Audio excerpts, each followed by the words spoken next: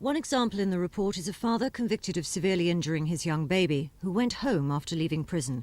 There was a lot of violence between the parents and the children were seriously at risk.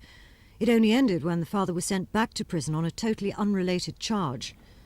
A quarter of all the abused children in London who haven't had a social worker assigned to their case live in Haringey, according to the report. That's 149 out of a total of 600. The inspectors concentrated mainly on two areas of the borough, North and South Tottenham, which includes the Broadwater Farm Estate, which has particular problems, and where the council wanted to provide a team of 6 social workers. Those jobs were boycotted by the union Nalgo. Haringey has been rate capped for 4 years in a row, but boroughs with similar levels of deprivation still managed to provide more resources for their childcare service.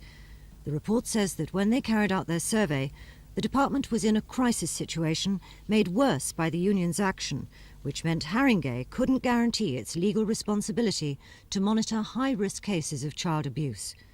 The opposition spokesman on the council says it's made the social workers' jobs impossible.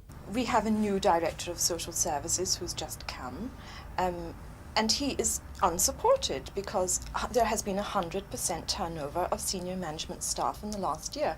And that, to me, suggests that it's not totally about money, it's also about political interference and sort of ignorance of how the council departments work. A shortage of 300 staff, a recruitment freeze, another 300 staff accepting redundancy were all made worse, says the report, by a union boycott. Nalgo say they did that to stop the remaining social workers being swamped. They even took the council to court for not doing their legal duty. They blame low pay, lower in Haringey than in other boroughs. For their part, the borough have formed new teams and taken on temporary staff. They meet the union tonight for talks. The position is that there were a number of children where there wasn't the sort of immediate investigation that there should have been. But what we are now doing is making sure that, first of all, whenever a referral comes in, it's dealt with at the most appropriate level. And in some cases, assistant directors of the social services department will themselves make sure that the proper steps have been taken.